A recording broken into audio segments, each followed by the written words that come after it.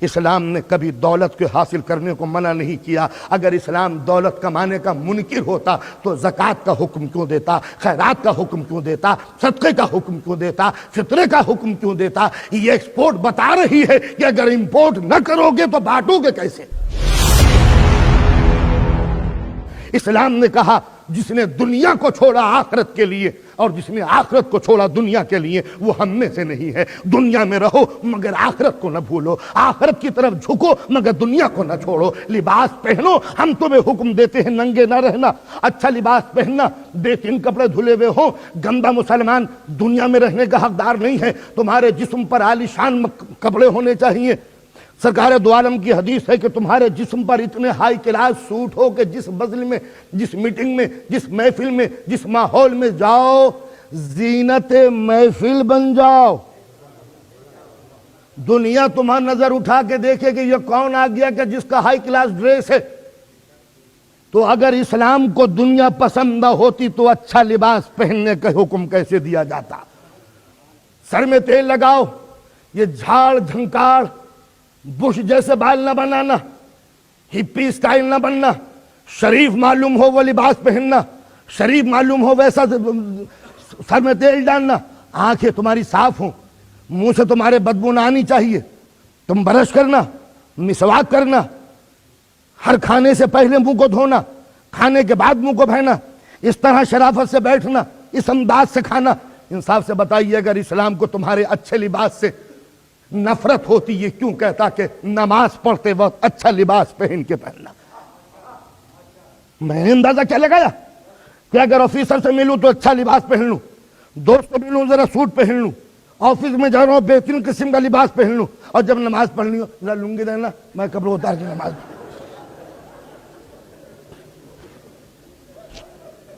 یعنی جب دنیا سے ملوں تو اچھا ڈریس اور معبود سے ملوں۔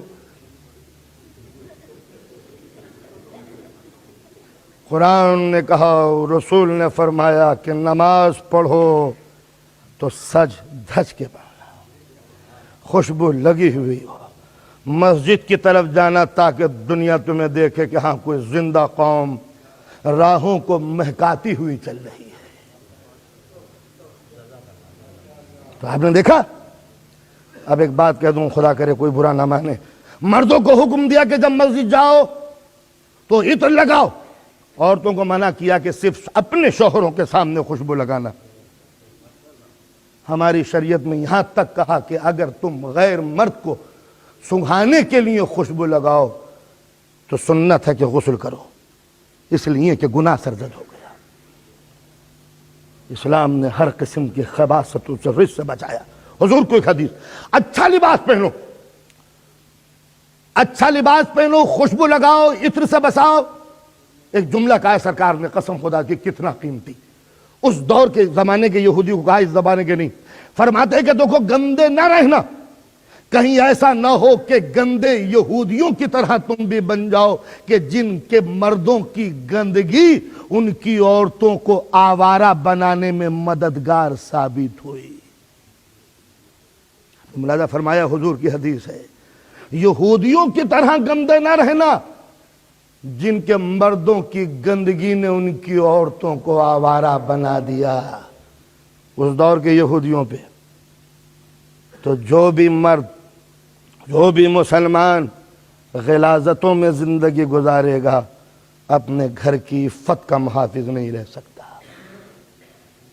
اچھا لباس ہو، اچھا مکان ہو، مولا کائنات فرماتے ہیں اللہ کی نعمتوں میں سے یہ بھی ایک عظیم نعمت ہے کہ تمہارا مکان ایئری ہو، کھلا ہوا ہو، سنی ہو۔ حضور فرماتے ہیں کہ تمہاری سواری کا جانور اتنا حسین ہو کہ جس راہ سے گزر جاؤ دنیا کی نگاہیں خاک پا بن کے لوٹنے لگیں۔ سواری کا جانور، اس زمانے میں اگر سواری کا جانور گھوڑا تھا تو اس زمانے میں بہترین چمکتی ہوئی مرسڈیز گاڑی ہے۔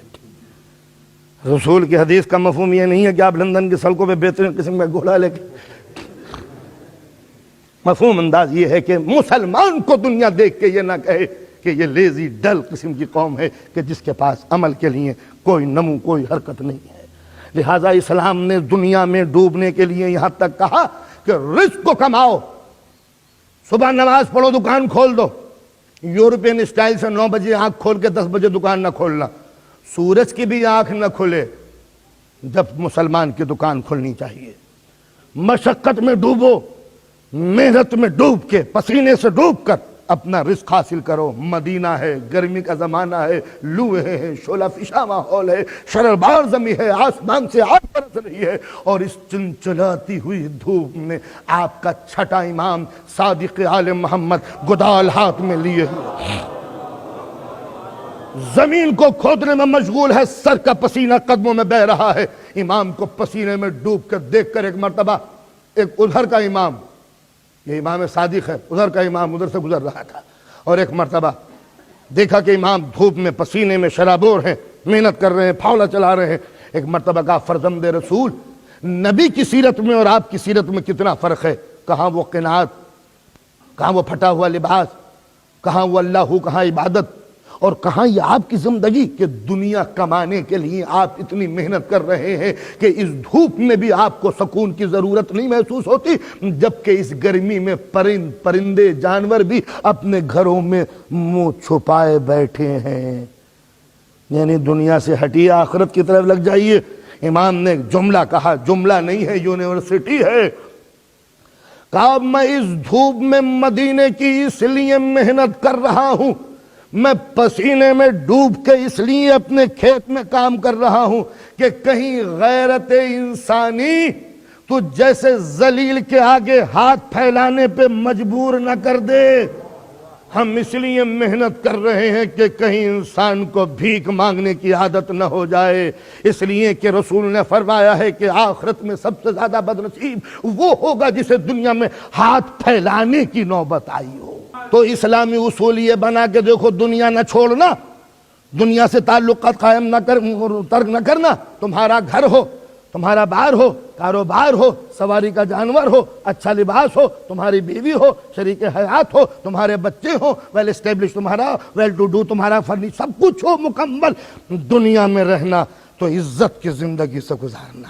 اسلام نے کبھی دولت کو حاصل کرنے کو منع نہیں کیا۔ اگر اسلام دولت کمانے کا منکر ہوتا تو زکوٰۃ کا حکم کیوں دیتا، خیرات کا حکم کیوں دیتا، صدقے کا حکم کیوں دیتا، فطرے کا حکم کیوں دیتا؟ یہ ایکسپورٹ بتا رہی ہے کہ اگر امپورٹ نہ کرو گے تو بانٹو گے کیسے، نہ کماؤ گے تو غریبوں کو دو گے کیسے، نہ بچاؤ گے تو خمس ادا کیسے کرو گے؟ تو لہٰذا یہ نکاسی بتا رہی ہے کہ برآمد نہ کرو گے، نہ کماؤ گے تو بانٹو گے کیسے؟ اسلام میں سب سے بڑا جو کفر ہے وہ ہاتھ پر ہاتھ دھر کے بیٹھ جانا ہے۔